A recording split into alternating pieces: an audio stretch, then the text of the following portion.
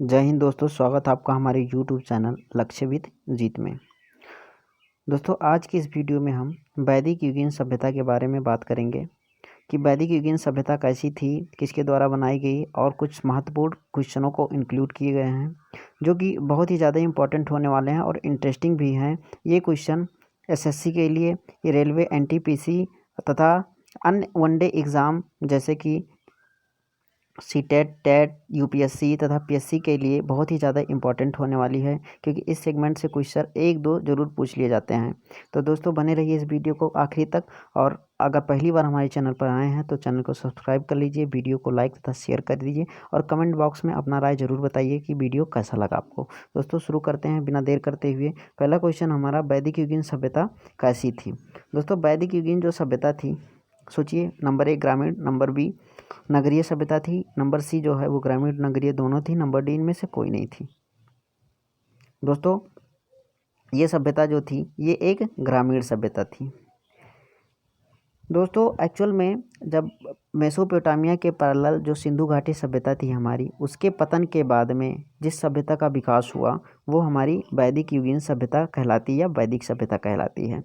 हम देखते थे पिछली वीडियो में कि जो हमारी सिंधु घाटी सभ्यता थी वो एक नगरीय सभ्यता थी, लेकिन हमारी जो वैदिक युग की एक सभ्यता थी वो एक ग्रामीण सभ्यता थी। दोस्तों, इस सभ्यता के जो जनक थे या निर्माता थे वो थे आर्य।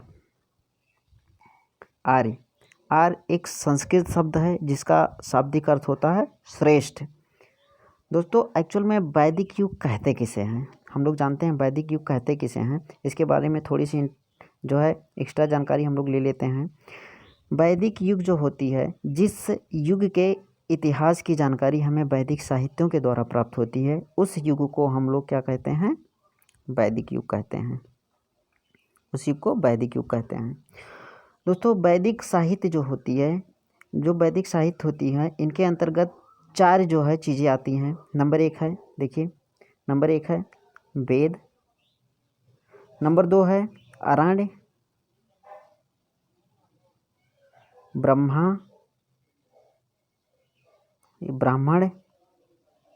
और नंबर 4 जो है वो है उपनिषद। अच्छा, एक एक के बारे में थोड़ा सा हम लोग जानकारी ले लेते हैं।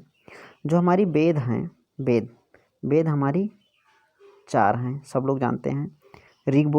ऋग्वेद, यजुर्वेद, सामवेद और अथर्ववेद। दोस्तों, एक चीज़ और यहाँ एक्स्ट्रा बता देना चाहता हूँ कि यजुर्वेद को छोड़कर बाकी जो तीनों वेद हैं हमारे, सिर्फ और सिर्फ पद्य में लिखे गए हैं। सिर्फ यही एक वेद ऐसा अपवाद है जो कि पद्य और गद्य दोनों में संकलित किया गया है। दोस्तों, वेद का शाब्दिक अर्थ होता है जानना। और जो ब्राह्मण होते हैं, ब्राह्मण किसे कहते थे, ब्राह्मण जो होते हैं, ब्राह्मण जो धार्मिक कर्म कांडों का प्रतिपादन करवाते थे, उन्हें ब्राह्मण कहते हैं, ब्राह्मण कहते हैं। दोस्तों, जो हमने तीसरे नंबर पे बताया था वो था अरण्य। अरण्य का शाब्दिक अर्थ होता है दोस्तों जंगल, यानी कि ऐसे साहित्य जिनकी रचना जंगलों में एकांत में बैठ के की जाती थी, उसे अरण्य कहते थे। और उपनिषद दोस्तों, वैदिक साहित्य का जो अंतिम भाग होता है उसको हम लोग उपनिषद कहते हैं। वैदिक युग को 2 भागों में बांटा गया है। वैदिक युग जो होता है दोस्तों, उसको 2 भागों में बांटा जाता है। एक होती है पूर्व वैदिक युग और एक होती है उत्तर वैदिक युग। पूर्व वैदिक युग का जो टाइम पीरियड होता है वो 1500 से लेके 1000 ईसा पूर्व तक का होता है, और जो उत्तर वैदिक का टाइम पीरियड होता है वो 1000 से लेके 600 ईसा पूर्व तक माना जाता है। दोस्तों, पहले क्वेश्चन से हमें इतनी जानकारी मिली, चलते हैं हम दूसरे क्वेश्चन की ओर।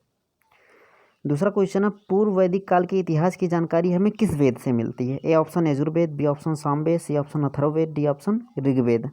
सोचिए, तो इसका सही उत्तर है डी ऑप्शन ऋग्वेद। पूर्व वैदिक काल के इतिहास की जानकारी हमें ऋग्वेद से मिलती है। बाकी जो तीनों वेदों हैं इससे हमें उत्तर वैदिक काल के इतिहास के बारे में जानकारी मिलती है। तीसरा क्वेश्चन हमारा, ऋग्वेद में किन का संकलन है। ऋग्वेद में किस चीज़ का संकलन किया गया। ए ऑप्शन विभिन्न देवी देवताओं की स्तुति के गाए गए मंत्रों का संकलन है, बी ऑप्शन जादू टोना, सी ऑप्शन गाए जाने योग्य मंत्रों का, डी ऑप्शन यज्ञ संबंधी ज्ञान का। सोचिए दोस्तों, तो हमारा सही जो उत्तर हो जाएगा वो हो जाएगा हमारा डी, क्योंकि ऋग्वेद में विभिन्न देवताओं की स्तुति में गाए जाने वाले मंत्रों का कलेक्शन है। अब हम बाकी तीनों ऑप्शन के बारे में जानकारी लेते हैं, थोड़ी सी एक्स्ट्रा जानकारी लेते हैं। अच्छा, जादू टोने और टोटके का जहाँ संकलन किया गया है उसे हम अथर्ववेद कहते हैं, अथर्ववेद में किया गया है। गाए जाने वाले मंत्रों का सामवेद में किया गया है, और यज्ञ जो है वो किया गया है यजुर्वेद में, यजुर्वेद में किया गया है। ठीक है दोस्तों, आगे चलते हैं। नेक्स्ट क्वेश्चन हमारा, ऋग्वेद के पुरोहित को क्या कहते थे? ऋग्वेद के पुरोहित को A option Brahma, B option अध्वर्यु, सी ऑप्शन उद्गाता, डी ऑप्शन होता या होत्री। तो इसका सही आंसर है डी। ऋग्वेद के पुरोहित को दोस्तों हम लोग होता या होत्री कहते थे, होता या होत्री कहते थे। दोस्तों बाकी तीनों ऑप्शन को हम लोग देख लेते हैं बारी बारी से। ब्रह्मा जो कहते थे वो हम लोग कहते थे जो है अथर्ववेद के जो भी पुरोहित थे उनको हम लोग ब्रह्मा कहते थे, अथर्ववेद के पुरोहित को। अध्वर्यु जो कहते थे वो अध्वर्यु हम लोग कहते थे यजुर्वेद के पुरोहित को। अध्वर्यु जो पद्य और गद्य दोनों में है, याद रखना, ये क्वेश्चन अपवाद है, ये सिर्फ यही एक वेद। बाकी उद्गाता जो कहते थे वो सामवेद को कहते थे। चारों के बारे में जानकारी मिल गई। चलते हैं दोस्तों नेक्स्ट स्लाइड पे। हमारा पांचवा जो क्वेश्चन है वो ये है कि ऋग्वेद में किस मंडल में गायत्री मंत्र का उल्लेख किया गया है? ऋग्वेद के किस मंडल में गायत्री मंत्र का उल्लेख किया गया है? तो सोचिए दोस्तों, ए ऑप्शन 9वें मंडल, बी ऑप्शन 10वां मंडल, सी ऑप्शन 7वां मंडल और डी ऑप्शन है 3रे मंडल में। इसका सही आंसर है डी ऑप्शन 3रे मंडल में। अच्छा, बाकी तीनों ऑप्शन को हम लोग ध्यान से देखते हैं। जो हमारा 9वां मंडल है दोस्तों, ये 9वां मंडल हमारा एक प्रसिद्ध देवता सोम देवता को समर्पित है।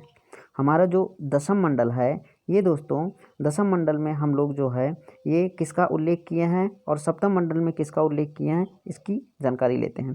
तो 7वां मंडल में हम लोग जो है दशराज युद्ध का वर्णन किए हैं। दशराज युद्ध का वर्णन 10वां मंडल में, दशराज युद्ध का वर्णन। 7वां मंडल में दशराज युद्ध का वर्णन है, 10वां मंडल में जो वर्णन है वो 10वां मंडल में पुरुष सूक्त का वर्णन है, पुरुष सूक्त के बारे में, पुरुष सूक्त।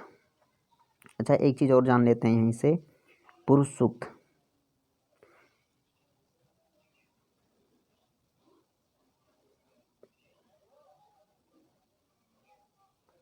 दोस्तों जो पुरुष सूक्त है हमारा,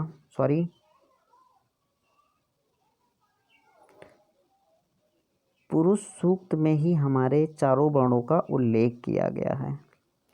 चारों वर्णों जैसे ब्राह्मण, क्षत्रिय, वैश्य और शूद्र के बारे में इसी पुरुष सूक्त में उल्लेख किया गया है। और ये जो पुरुष सूक्त है ये किस मंडल में हमने बता दिया, ठीक। अब आगे चलते हैं। हमारा जो छठा क्वेश्चन है वो है आदर्श राष्ट्रीय वाक्य जो है सत्यमेव जयते, जिनके बारे में हम लोग बहुत सुनते हैं, सत्यमेव जयते, ये कहाँ से लिया गया है, ये कहाँ मिलता है? जो सत्यमेव जयते जो वर्ड है ये कहाँ मिलता है हमको?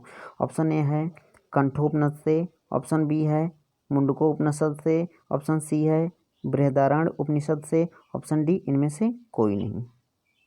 सोचिए दोस्तों,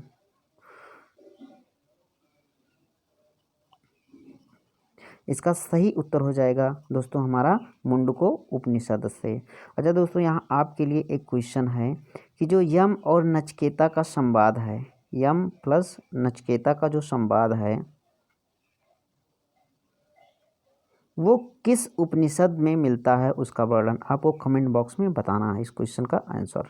आगे चलते हैं नेक्स्ट क्वेश्चन पे। वैदिक युगीय सभ्यता के जो निर्माता थे वो कौन थे? आर्य थे, आपको पता है, हमने शुरुआत में ही बता दिया। और उसका तात्पर्य क्या होता है तो बता दिया हमने, श्रेष्ठ। अगले क्वेश्चन पे चलते हैं। बाल गंगाधर तिलक ने आर्यों का मूल स्थान कहाँ बताया था? सोचिए, ए ऑप्शन है मध्य एशिया, बी ऑप्शन है आर्कटिक, सी ऑप्शन है तिब्बत, डी ऑप्शन है यूरोप। तो इस क्वेश्चन का सही आंसर है आर्कटिक क्षेत्र। जो बाल गंगाधर तिलक जी थे ये यूरोप जो थे ये आर्यों का जो मुख्य स्थान बताए थे ये आर्कटिक बताए थे, कि आर्कटिक क्षेत्र से ये लोग आए थे। और मध्य एशिया के बारे में मैक्स मूलर ने बताया था, मैक्स मूलर ने बताया था कि ये लोग मध्य एशिया से आए थे। चलते हैं दोस्तों नेक्स्ट क्वेश्चन पे।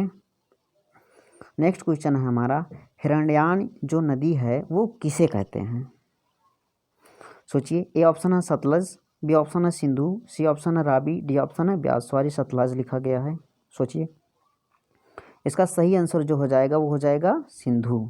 हम जो हिरण्ययानी नदी थी वो थी सिंधु। अच्छा, एक चीज़ दोस्तों और जान लीजिए, सिंधु नदी ही इनकी आर्थिक जो गतिविधियाँ थी, ये आर्थिक गतिविधियाँ जो थी वो सिंधु नदी पे ही अधिकतर पाई गई है। इनकी सिंधु नदी पे ही थी इनकी आर्थिक गतिविधियाँ। दोस्तों बाकी तीनों नदी का हम लोग नाम जान लेते हैं कि किस नाम से जानते थे आर इस नदी को। इस नदियों का नाम जो है वो क्या था? तो सतलज जो थी उसको सुतुद्री नाम के से जानते हैं। जो हमारी रावी थी वो जानी जाती है परुशणी नदी, परुशणी, ये शाह परसरणी नदी के नाम से रावी नदी को जानी जाती थी। और जो हमारी ब्यास है, इस ब्यास नदी को हम लोग पिपासा नदी के नाम से जानते थे। तीनों नदियों का नाम बता दिया मैंने। सतलज को सुतुद्री, सिंधु को हिरण्याणी, रावी को परसरणी और ब्यास को पिपासा नदियों के नाम से जाने जाते थे। नेक्स्ट क्वेश्चन की तरफ चलते हैं हम लोग। नेक्स्ट क्वेश्चन है, ऋग्वेद में गंगा का उल्लेख कितनी बार किया गया है? दोस्तों ऋग्वेद में गंगा का उल्लेख कितनी बार किया गया? ऑप्शन ए है 1 बार, ऑप्शन बी 2 बार, ऑप्शन सी 3 बार, ऑप्शन 4 बार।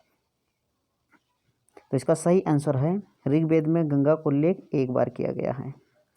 ऋग्वेद में नेक्स्ट क्वेश्चन है, यमुना का उल्लेख कितनी बार किया गया है? सोचिए दोस्तों, ए ऑप्शन 8 बार, बी ऑप्शन 1 बार, सी ऑप्शन 3 बार, 4 बार, डी ऑप्शन 3 बार। तो इसका सही आंसर है डी ऑप्शन 3 बार। अच्छा दोस्तों, यहाँ कुछ चीज़ें हम एक जो है और नदियों के बारे में जानकारी ले लेते हैं कि उनको किस नाम से जानते थे, जिनका हमने मेंशन नहीं किया है इस ऑप्शन में। तो दोस्तों हमारी जो है झेलम नदी थी, झेलम नदी को हम लोग जानते थे जो है बितस्ता के नाम से। सॉरी, हम लोग नहीं, आर्यों। और जो है गोमती नदी गोमल के नाम से प्रसिद्ध थी। गोमती नदी का नाम गोमल था। बाकी जो स्वात थी उसको जो है गोमती को स्वात नदी भी कहते थे। गोमल और स्वात नदी के भी नाम से जाने जाते थे, यानी कि स्वास्तु या स्वात नदी दोस्तों। और जो कुभा नदी थी, कुभा या काबुल, ये अफ़गानिस्तान में बहती है, उसे जो है कुभा नदी के नाम से जाने जाते हैं। और कुर्मू नदी जो थी उसे कुर्रम के नाम से जाने जाते हैं, कुर्रम या कुर्मू। चलिए दोस्तों आगे चलते हैं नेक्स्ट क्वेश्चन पे। कुछ इंपॉर्टेंट नदी थी उसको हमने बता दिया है।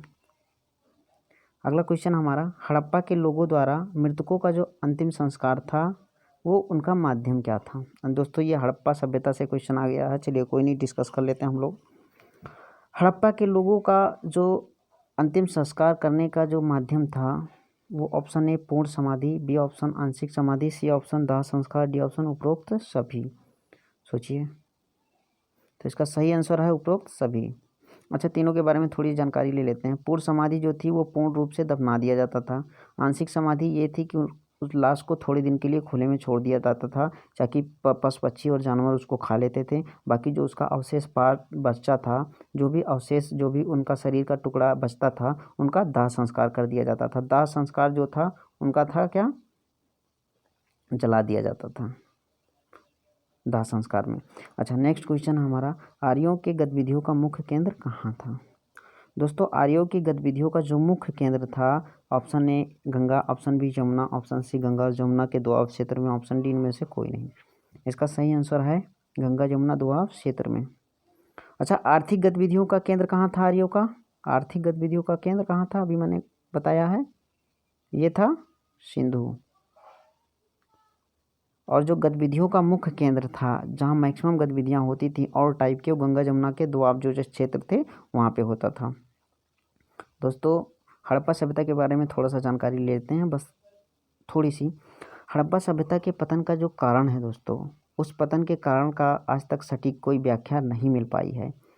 क्योंकि वैज्ञानिकों जो विद्वान थे उनका अलग अलग लोगों का अलग अलग मत है, किसी का कुछ है किसी का कुछ है। इसीलिए इनका जो है पतन का मुख्य कारण क्या था अभी तक किसी ने डिस्कस नहीं किया सही से, ना ही मिल पाया है कहीं भी। दोस्तों कैसा लगा हमारा वीडियो कमेंट करके ज़रूर बताइए, और आपका सुझाव हमारे लिए जो है बहुत ज़्यादा इम्पोर्टेंट है कि आपके सुझाव ही हमें मोटिवेट करता है वीडियो देखने के लिए। धन्यवाद।